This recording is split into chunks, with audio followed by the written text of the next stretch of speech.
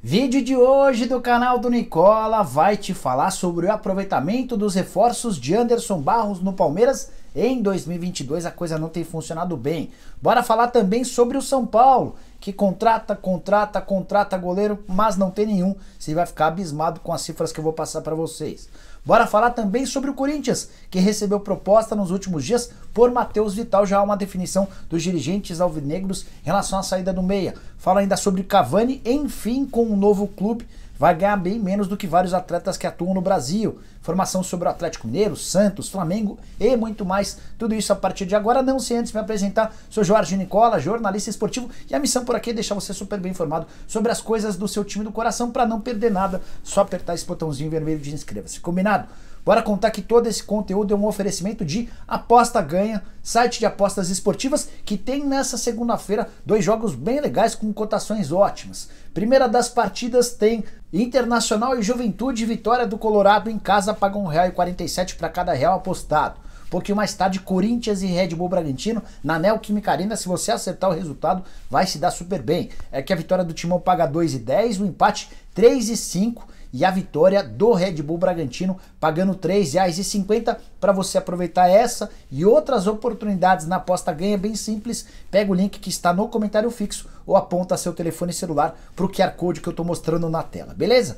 Bora começar esse vídeo com o tradicional giro de notícias. Primeira informação sobre Nicão, saiu contundido da última partida. São Paulo submeteu o meia a exames e constatou uma contusão muscular no músculo adutor da coxa esquerda, sem prazo para voltar por enquanto. Bora contar também que o Atlético Paranaense anunciou nessa segunda-feira o fim dos ingressos para a partida contra o Palmeiras nessa terça, semifinal de Libertadores, todas as entradas esgotadas. O mesmo acontece no José Amalfitani, palco de Vélez Sarsfield e Flamengo. O jogo na quarta-feira serão 49.540 torcedores, incluindo os 4.000 rubro-negros. Bora contar também que o Marinho não viajou com o Flamengo para a Argentina. Marinho continua apresentando febre. Em compensação, por outro lado, a boa notícia, Davi Luiz, que tem só sintomas leves de uma hepatite viral, está entre os relacionados e vai ficar à disposição de Dorival Júnior.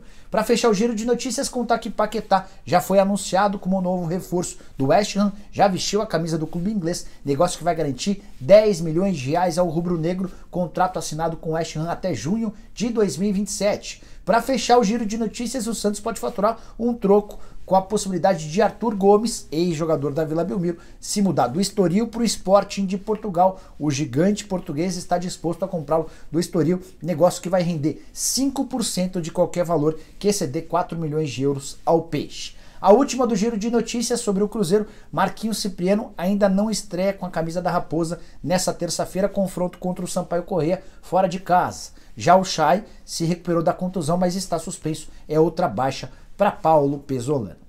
Bora começar com as notícias. Primeira informação sobre o Atlético Mineiro. Galo que apresenta um retrospecto e um desempenho péssimo. Você já imaginou que no mês de agosto, no fim do mês de agosto, estou falando no começo do ano, imagina que no começo do ano eu diria para você, ó, a gente vai chegar no mês de agosto e o Atlético vai estar eliminado da Copa do Brasil, da Libertadores da América e vai estar fora dos 4 primeiros colocados no Campeonato Brasileiro? Pois essa é a realidade do Galo. Para piorar, as contas também não vão bem. O Atlético já pegou R$171 milhões emprestados somente na temporada de 2022. O problema é que desses 171 milhões, só 8.800.000 foram devolvidos.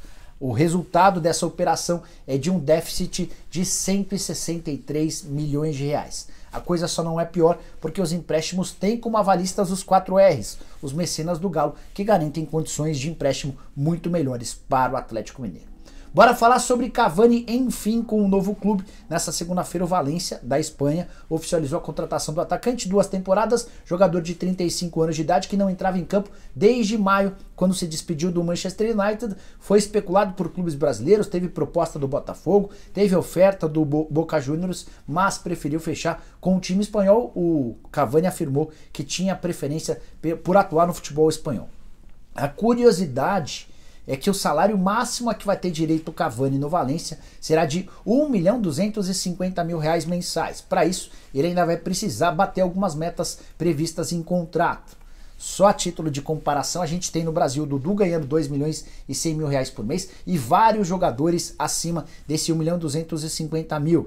Por exemplo, no Flamengo, o Davi Luiz, o Arrascaeta, o Everton Ribeiro, entre outros jogadores, o Arthur Vidal. O Palmeiras também tem outros jogadores, enfim.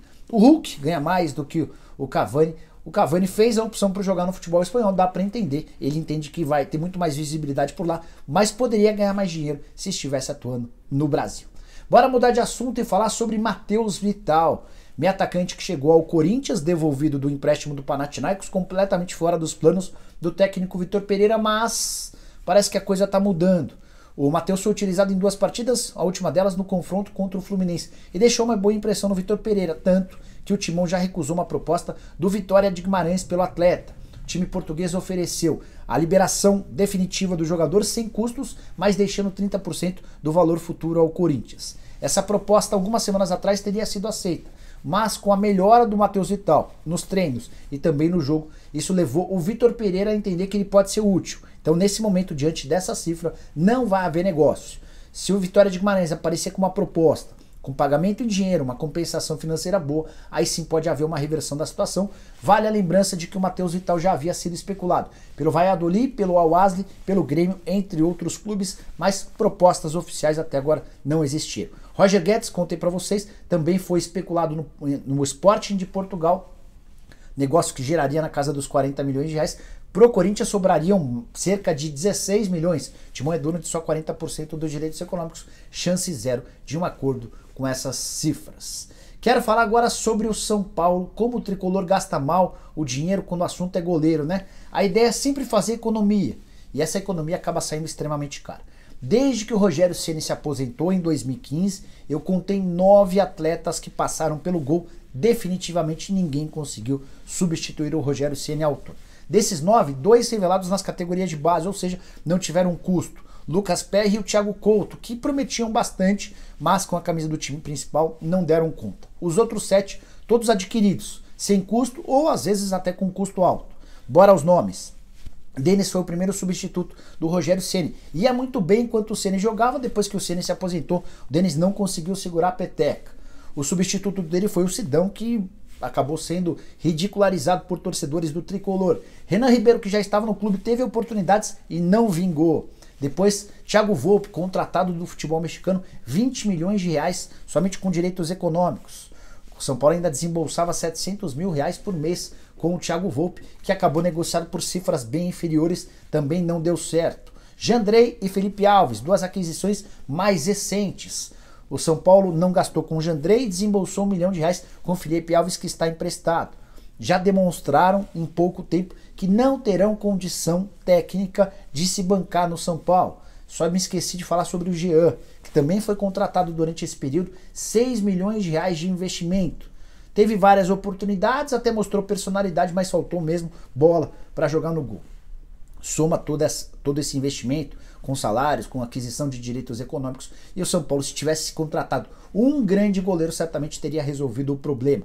E não vem dizer que não existiam bons negócios. Por exemplo, o Cruzeiro conseguiu substituir o Fábio com o Rafael Cabral. O Fábio, por exemplo, virou goleiro do Fluminense, goleiro de ótimo currículo. Isso sem contar várias outras opções. O Walter foi para o Cuiabá, o Danilo Fernandes acabou deixando o Internacional a baixíssimo custo. Mas o São Paulo, por opções equivocadas, entre elas com participação do Rogério Ceni, sempre desperdiçou a chance de trazer um goleiro de peso. Vamos ver se para 2023 esse problema é solucionado, porque enquanto os adversários do São Paulo têm nos seus goleiros grandes destaques, o São Paulo sempre que recorre a seu goleiro acaba sofrendo bastante.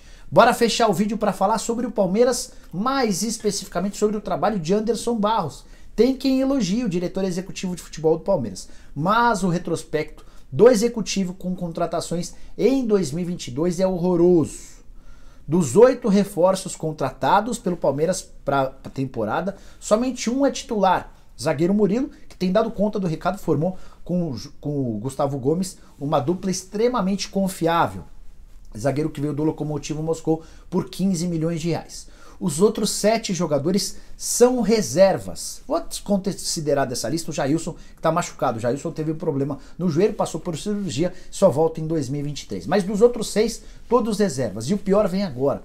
Não é que eles só são reservas. Eles são aqueles tipos de reserva que você olha para o banco de reservas e não vê em nenhum deles a possibilidade de uma mudança no quadro. Ah, agora eu vou colocar esse cara aqui e ele vai resolver a partida.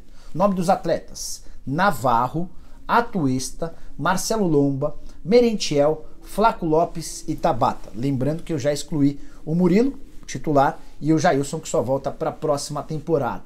O Atuesta, o Lopes e o Tabata, os mais recentemente contratados, custaram 84 milhões de reais. Soma-se aos 15 milhões do Murilo e mais 20 milhões do Atuesta, e dá para dizer que o custo com o reforço somente para aquisição de direitos econômicos do Anderson Barros foi de 120 milhões de reais na temporada. Será que gastar 120 milhões de reais para ter só um titular é uma boa avaliação? Será que o trabalho foi bem feito?